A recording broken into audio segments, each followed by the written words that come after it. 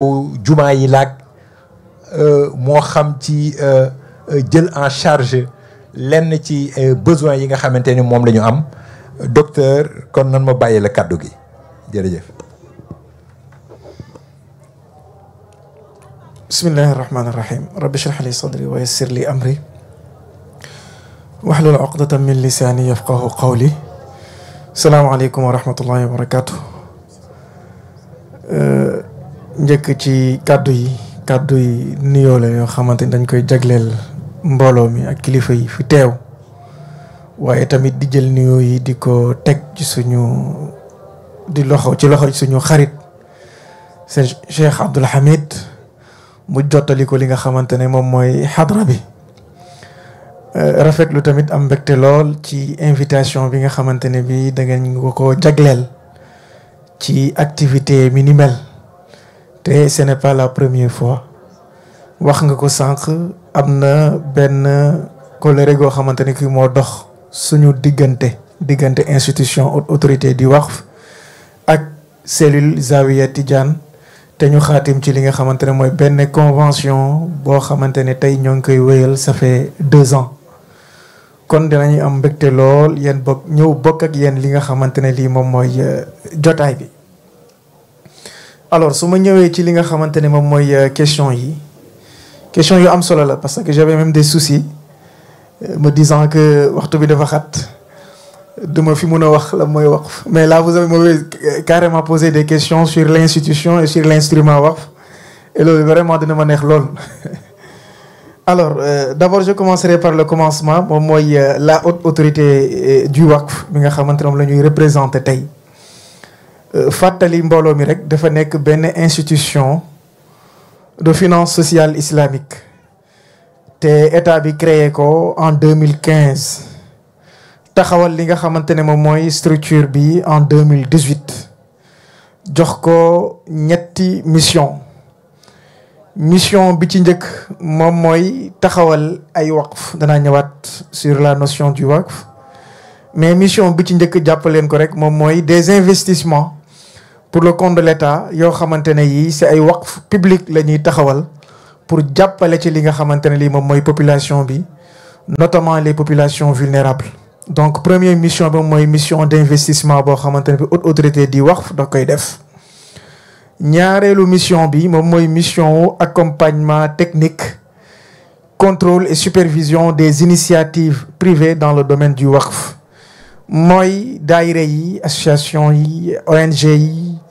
société yi li ñuy créer ci ay waqf aussi mu doon loo xamante ne lii dañ koy saytu ba xam ñoo ngi koy jaarale ci li nga xamante ne moom mooy yoon kooku moom mooy ñaareelu mission bi. ñetteelu mission bi mooy fexe ba wasaare sensibiliser xamal nit ñi d'abord lan mooy instrument waqf ñu xam ko bu baax a baax moo tax tey vraiment c'est une opportunité que vous nous donnez également ñu mën a présenter li nga xamante ne moom mooy sénégalais yi ñu xam effectivement lan mooy instrument waqf. donc foofu laa ñëwee ci deuxième point bi c'est l'instrument waqf. d'abord le terme waqf dafa nekk loo xamante ne lii pour ñenn ñi lu bees la bëriwul luñ koy dégg mais rassurez-vous dafa doon loo xamante ni dafay yàgg ci réew mi. surtout ci biir këru diine yi ñoom yàgg nañ ko def souvent ñu utiliser le terme waqf c'est un terme arabe souvent également ñu utiliser beneen terme boobu mooy le terme habs donc boo demee ci téere malikite yi moom ngay fekk terme boobu la ñuy utiliser moo tax ci biir këru diine yu bëri le terme habs la ñuy utiliser. alors lan mooy waqf concrètement le waqf benn instrument la boo xamante ne bii finance islamique moom moo ko andi comme yeneen instrument yi mu andi pour fexe ba jàppale li nga xamante ni moom mooy société bi. ci ay activités socio-économiques à travers c'est-à-dire ci naka lañ koy defee moom li muy digle en tant que waqf mooy fexe ba génne ab alal boo xamante ne bii dañ koy aar sàmm ko di ko investir di ko exploiter lu muy jur ci meññeent donc ci ay revenus wala ci ay profits ci ay dividendes ci ay bénéfices moom la ñuy jël daal di koy delloo ci li nga xamante moom mooy les besoins socio-économiques. donc de manière disons très simple loolu moom mooy li nga xamante mooy waqf mooy alal boo xamante ni da nga koy génnee nga ne ko waqfu naa ko benn li ñu ci njëkk a namm moom mooy jaamu ci yàlla parce que waqf dañ ne moom mooy xeetu defal yàlla boo xamante ne bii du yem ci benn fan du yem ci ñaari fan da nga koy def pour toujours boo yëkkatee ci alal jox ko nit may ko ne ko may naa la 1 million yi wala 1 milliard yi da koy dem jëfandikoo ko mu jeex mais boo génnee 1 million yi nga ne dama koo wax fu joxuma ko kenn yàlla laa ko te jox c'est-à-dire que 1 million yi dañ koy capitaliser immobiliser ko muy liggéey la nga xamante ne moom lay jur ci ay bénéfices wala ci ay fruits moom la ñuy daal di delloo ci li nga xamante moom mooy askan wi c'est ça la différence entre le waqf ak yeneen xeetu sarax yi nga xamante ni moom la ñuy def. Et donc tey concrètement buñ ci joxee ay exemple ci cadre par exemple haute autorité du waqf ñuy defar taxawal li nga xamante moom mooy ay waqf public parce que boo xoolee également ci loi bi da ngay gis ne dañ lay wax ne am na ñeenti xeetu waqf mooy les types de waqf. Donc premier type de waqf moom mooy les waqf publics waqf public buñ ko waxee mooy les types de waqf yi nga xamante ne ils sont créés par l'État ou ses démembrements donc lépp loo xamante ne li état bi moom moo ko créé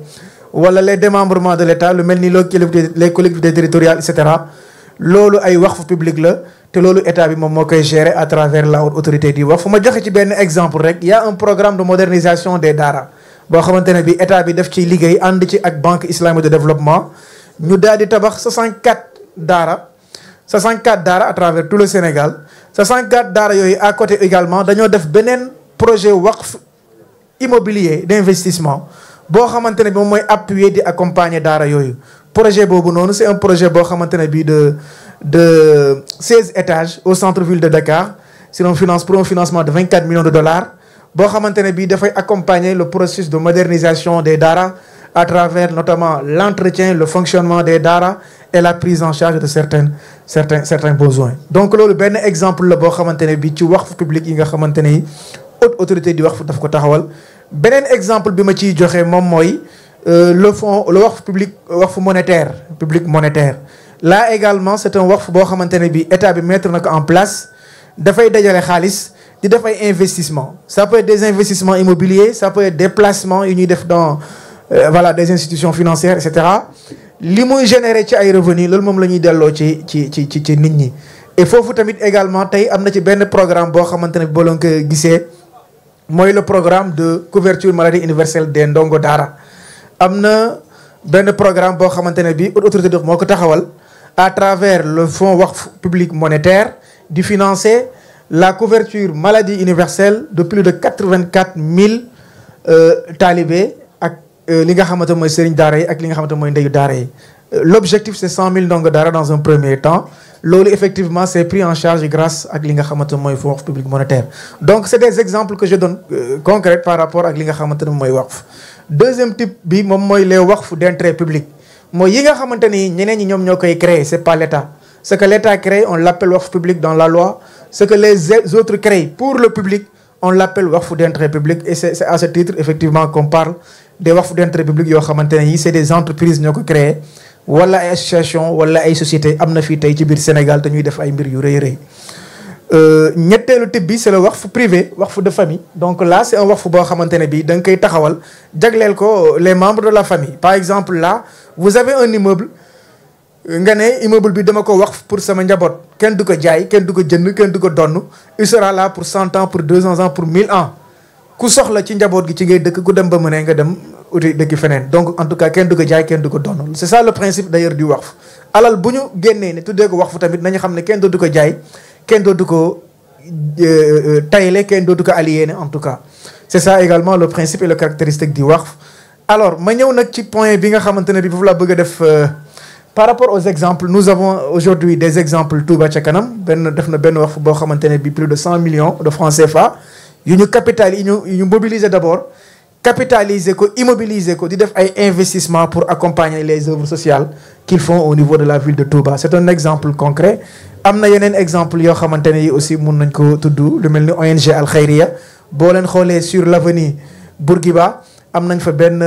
immeuble boo xamante ne bi c'est R+8 à peu près donc c'est un immeuble boo xamante ne bi tey moom mooy prendre en charge les 6 orphelinats yi nga xam dañ leen construire un peu partout ci biir Sénégal donc c'est l'immeuble qui prend en charge disons le fonctionnement de ces orphelinats. C'est un exemple également de waqf d'intérêt public yoo xamante ne yi créé nañ ko fii ci Sénégal. Alors su ma ñëwee ci point bi ma bi ma bëgg daanelee mooy le waqf maintenant et les daïra. D'abord je suis un peu conforté vraiment par rapport ak li nga xam soxna Astu wax na ko sànq ci daayira yi man dama jàpp ne effectivement nit bu ñëwee dugg ci daayira dafa am ñett objectif dafa am benn objectif disons d'épanouissement spirituel mu am beneen objectif mooy mu am benn épanouissement social ñetteel bi moom mooy mu am épanouissement économique ñett yooyu ñoom ñoo particulariser li nga xamante ne moom mooy suñuy daayira de telle sorte que sax man tey j'irai plus loin dans le cadre de la formalisation man je proposerais même ñu jéem a xalaat effectivement comment reconnaître les daayira comme étant des entités avec des personnalités juridiques et morales comme les associations comme les ONG comme les fondations parce que c'est une réalité au Sénégal sànq seen xam yi wax na ko c'est rare nga gis sénégalais boo xamante ne bi amul benn daayira boo xamante ne bi bokk na ci c'est le socle effectivement dans le développement socio-économique au Sénégal et je pense que c'est le contexte aujourd'hui est favorable et notamment également l'agenda national de transformation en 2050 bi avec du lobbying des explications je pense aujourd'hui il y a une possibilité effectivement de reconnaître les daïra comme étant des entités à part entière d'autant plus que tey boo xoolee dans les autres pays en dehors de ce qu'on appelle les associations en arabe on l'appelle ça jamaïa ONG c'est munazama société c'est sharika mais boo demee Koweït da nga fay fekk yeneen entités yoo xaw a niroog daïra ce qu'on appelle les mabarra ce qu'on appelle les waqfi c'est des entités qui sont reconnues par l'État parce que dafa bokk ci population bi loolu aussi pour man loolu ça facilite la question de la formalisation et maintenant pour les daïra et le waqf foofu tamit ñett piste rek laa ci identifier les daïra tel que c'est structuré aujourd'hui c'est une force boo xamante ne mën na leen permettre tey ñu appuyer wu si des waqf ci ay waqf ngir mën a demal seen bopp on a parlé de l'autonomisation le waqf c'est disons un instrument essentiel pour s'autonomiser ñëpp ñu bëgg autonomiser souvent il passe par le waqf pour s'autonomiser l'autonomisation souvent passe par le waqf parce que comme ni ñu la ko waxee c'est une entité boo xamante ne bi dès que c'est créé maintenant c'est autonome de tous et c'est inaliénable et ça appuie maintenant l'objectif pour lequel il a été créé c'est ça le principe du waqf et aujourd'hui par rapport au daïra bu dee daïra bi dafa nekk par exemple dans le monde rural mën nañ exploiter li nga xamante mooy les waqf agricoles ça ce sont les secteurs je parle pas des types mais le waqf agricole par exemple un waqf d'intérêt public agricole dans le secteur agricole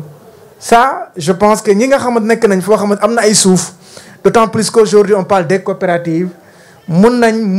organiser wu formaliser wu effectivement également pour mettre en place des waqf agricoles yoo xamante daf leen di accompagner di leen jàppale ci seeni activités kooku c'est un exemple ñi nga xamante ne ñi c'est des